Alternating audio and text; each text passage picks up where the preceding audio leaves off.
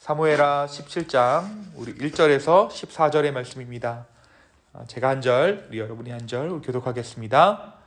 아히도벨이 또 압살롬에게 이르되 이제 내가 사람 12,000명을 택하게 하소서. 오늘 밤에 내가 일어나서 다윗의 뒤를 추적하여 그가 고나고 힘이 빠졌을 때 기습하여 그를 섰게 하면 그와 함께 있는 모든 백성이 도망하리니 내가 다윗 왕만 쳐 죽이고 모든 백성이 당신께 돌아오게 하리니 모든 사람이 돌아오기는 왕이 찾는 이 사람에게 달렸음이라. 그리하면 모든 백성이 평안하리이다 하니 압살롬과 이스라엘 장로들이 다 그 말을 옳게 여기더라. 압살롬이 이르되 아렉 사람 후세도 부르라. 우리가 이제 그의 말도 듣자 하니라. 후세가 압살롬에게 이르매 압살롬이 그에게 말하여 이르되 아히도벨이 이러이러하게 말하니 우리가 그 말대로 행하랴. 그렇지 아니하거든 너는 말하라 하니 후세가 압살롬에게 이르되 이번에는 아히도벨이 베푼 계력이 좋지 아니하나이다 하고 또 후세가 말하되 왕도 아시거니와 왕의 아버지와 그의 주종들은 용사라. 그들은 들에 있는 고기 새끼를 빼앗긴 것 같이 격분하였고 왕의 부치는 전쟁에 익숙한 사람인즉 백성과 함께 자지 아니하고 지금 그가 어느 굴에나 어느 곳에 숨어 있으리니 혹 무리 중에 몇이 먼저 엎드려지면 그 소문을 듣는 자가 말하기를 압살롬을 따르는 자 가운데에서 패함을 당하였다 할지라. 비록 그가 사자 같은 마음을 가진 용사의 아들일지라도 낙심하리니 이는 이스라엘 무리가 왕의 아버지는 영웅이요 그의 주종들도 용사인 줄 알미니이다. 나는 이렇게 계략을 세웠나이다. 온 이스라엘을 단부터 브엘세바까지 바닷가의 많은 모래같이 당신께로 모으고 친히 전쟁에 나가시고 우리가 그를 만날 날곳에서 그를 기습하기를 이슬이 땅에 내림같이 우리가 그의 위에 덮여 그와 함께 있는 모든 사람을 하나도 남겨두지 아니할 것이요 또 만일 그가 어느 성에 들었으면 온 이스라엘이 밧줄을 가져다가 그 성을 강으로 끌어들여서 그곳에 작은 돌 하나도 보이지 아니하게 할 것이니이다 하매 압살롬과 온 이스라엘 사람들이 이르되 아렉 사람 후세의 계략은 아히도벨의 계략보다 낫다 하니 이는 여호와께서 압살롬에게 화를 내리려 하사 아히도벨의 좋은 계략을 물리치라고 명령하였음이더라. 아멘. 아멘. 오늘은 다 같이 우리가 사무엘하 17장의 말씀을 묵상하도록 하겠습니다. 우리가 어제 16장의 말씀에서 어떤 말씀을 함께 보았나요? 우리 16장의 말씀에서 피난 가는 다윗을 향한 두 사람의 서로 다른 발언들을 함께 보았어요. 하나는 무비보셋의 시종 시바의 환대였고 또 하나는 사울의 사람이었던 시므이의 저주였습니다. 이 둘의 다윗을 향한 반응 가운데 다윗이 걸려 넘어진 것은 저주가 아닌 환대였죠. 다윗은 시바의 환대에 잘못된 판단을 하게 되고 무비보셋의 재산들을 시바에게 넘겨주게 됩니다. 한편 다윗성에 무혈 입성한 압살롬은 아히도벨의 조언대로 다윗의 후궁들을 대낮에 범함으로써 그의 권위를 백성 가운데 알립니다. 그러나 이러한 행동이 압살롬의 정치적인 행동이었지만 범죄였고 야만적인 행동이었어요. 이 모든 것이 누구의 조언대로 지금 이루어지고 있습니까? 아히도벨이라는 사람의 조언대로 이루어지고 있습니다. 이 압살롬이 아히도벨의 조언을 하나님의 뜻이라고 생각하면서 하나님의 음성이다라고 생각하면서 따랐지만 그러한 행동, 정말 자신의 어머니죠. 어떻게 보면 의붓 어머니들입니다. 후궁이라고 하면 그 후궁들을 다윗의 궁에서 대낮에 범한다라는 것은 정말 끔찍한 범죄였다라는 것이죠. 그리고 그러한 행동은 왜 압살롬이 다윗의 후계자가 될 수 없고 이스라엘의 왕이 될 수 없고 반역자로밖에 남을 수 없는지를 보여주는 행동이라고 할 수 있습니다. 또한 이러한 행동으로 인해서 압살롬이 이제 아버지 다윗과의 관계를 되돌릴 수 없게 되었다는 것이에요. 다윗의 반차 가운데, 다윗의 이야기 가운데 압살롬이 있는 것이 아니라 범죄자 압살롬의 이야기를 그가 써내려 갔다라는 것입니다. 이러한 가운데 이제 압살롬이 앞으로 어떻게 해야 하는지 두 사람의 조언을 듣게 됩니다. 하나는 다윗의 군대가 지쳤으니까 바로 공격하라는 아히도벨의 조언이었습니다. 그가 이렇게 말합니다. 내가 가서 다윗을 찌르겠다. 지금 다윗이 뒤를 치는 것, 다윗이 도망했을 때 힘이 빠졌을 때에 기습하여 그를 무섭게 하면 그와 함께 있는 모든 백성이 도망할 것이다. 바로 그때 내가 다윗 왕만 쳐 죽이겠다. 이렇게 꾀를 내는 것입니다. 이렇게 조언을 듣고 나서 또 한 사람의 조언을 듣게 되죠. 바로 후세의 조언이었습니다. 이 후세의 조언은 다윗이 여전히 위협적인 존재이고 용사이고 그가 화가 많이 났으므로 독이 바짝 올랐으므로 압살롬의 군대가 힘을 얻을 때까지 조금 기다렸다가 공격하려는 조언이었어요. 이 둘의 의견 중에 압살롬이 누구의 의견을 받아들입니까? 바로 후세의 조언을 받아들입니다. 그런데 말씀해 보니까 누가 더 좋은 의견이라고 이야기합니까? 사실은 아히도벨의 의견이 더 좋은 의견이죠. 14절에 보면 여호와께서 압살롬에게 화를 내리려 하사 아히도벨의 좋은 계략을 물리치라고 명령하였습니다. 그러니까 하나님께서 보시기에도 압살롬 입장에서는 지금 아히도벨의 조언을 따르는 것이 맞다라는 것이에요. 그럼에도 불구하고 아히도벨이 지금 후세의 조언을 따르게 됩니다. 옆에서 상황을 지켜보던 아히멜렉은 어떻게 하느냐? 압살롬이 자신의 조언이 아닌 후세의 조언을 받아들이는 것을 보고 압살롬이 패배할 것이라는 것을 예견해요. 그러니까 어떻게 합니까? 17장 후반에 보면 그가 고향으로 내려가서 스스로 목숨을 끊습니다.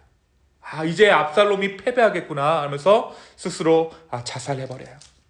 한편 후세가 어떻게 합니까? 압살롬이 이제 이 상황, 나의 의견을 받아들였다는 것을 다윗에게 보고해요. 첩자들을 보내서 다윗에게 보고합니다. 그리고 요단을 건널 때까지 쉬지 말고 도주할 것을 다윗에게 일러줍니다. 이 후세의 계략에 의해서 요단강을 건너 마하나임에 도착한 다윗은 뒤늦게 도착한 압살롬의 군대와 전투를 벌여야 하는 상황이 됩니다. 그것이 바로 18장의 상황인데요. 하지만 다윗의 군대는 압살롬의 군대가 뒤늦게 추적한 나머지 기력을 회복하고 전열을 가다듬은 상태였습니다.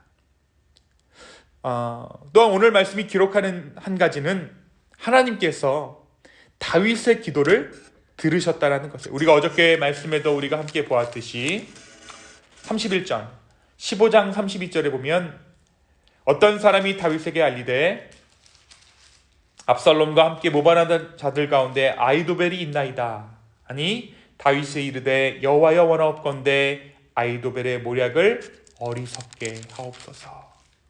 우리가 어떻게 보면 지금 막 이 사람 저 사람의 모략과 이 사람 저 사람의 생각 가운데 이 일이 진행되는 것처럼 보이지만 실제적으로 이 일들이 진행되는 것은 한 맥락, 바로 다윗의 기도 가운데 이 모든 일들이 이루어지고 있는 것을 우리가 볼 수 있는 것이에요. 다윗의 기도 가운데 응답하신 하나님의 섭리 가운데 오늘 사무엘하 17장의 말씀이 지금 진행되어지고 있습니다. 사랑하는 성도 여러분, 오늘 말씀 우리 가운데 무엇을 말해주고 있습니까? 전쟁 중이지만 모든 것이 뒤죽박죽이고 전쟁통인 그 가운데 순적한 길을 내시는 하나님의 섭리하심을 우리가 보게 돼요.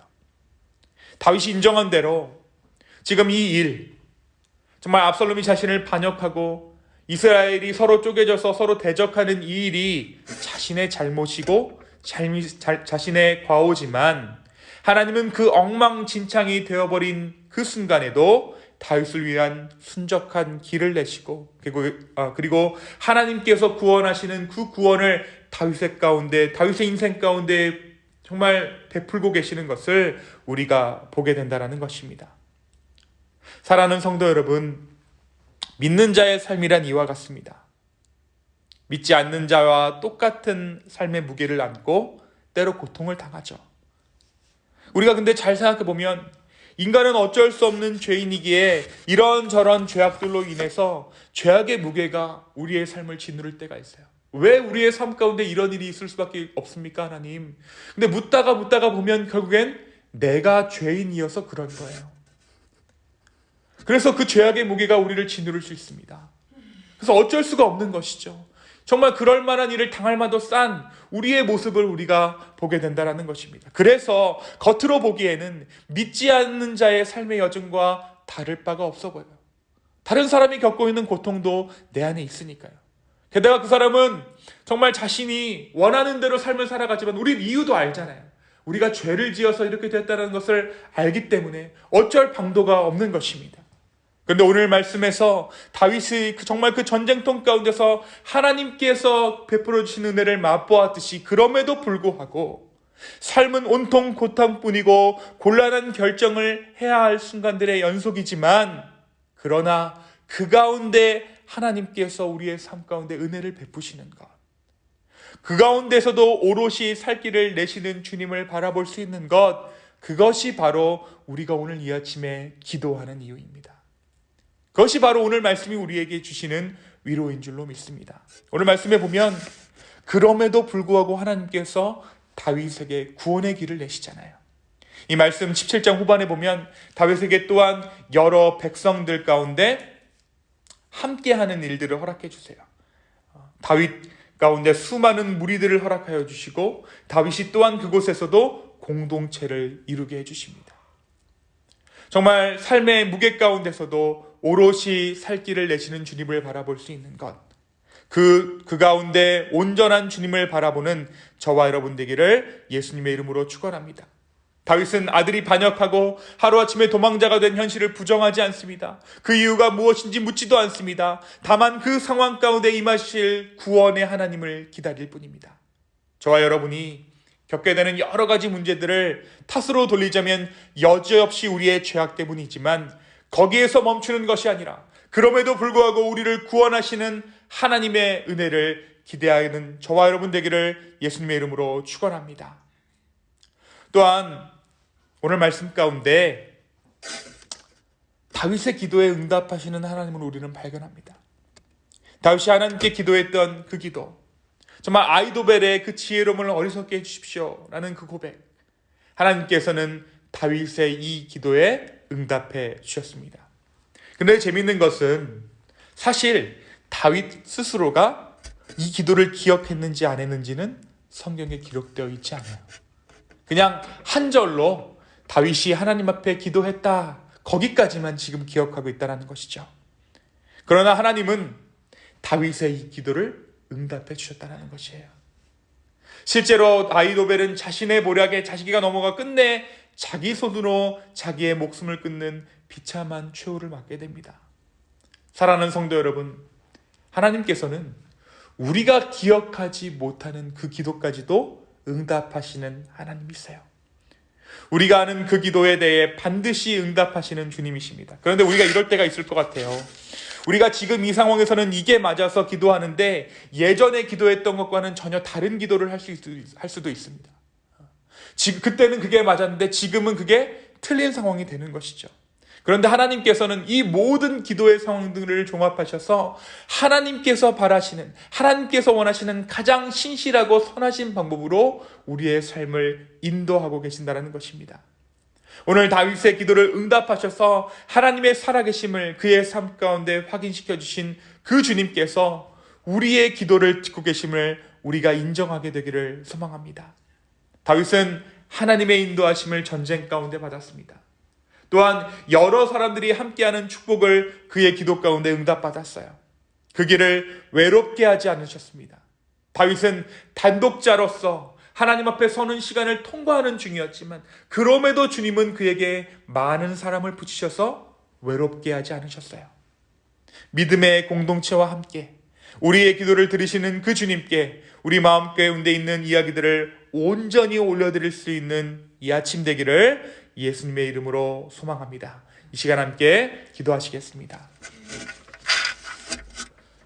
주님, 우리의 작은 신음에도 응답하시는 하나님, 오늘 그 주님의 응답하심을, 그 주님의 신실하심을 이 아침에 확인하기를 원합니다.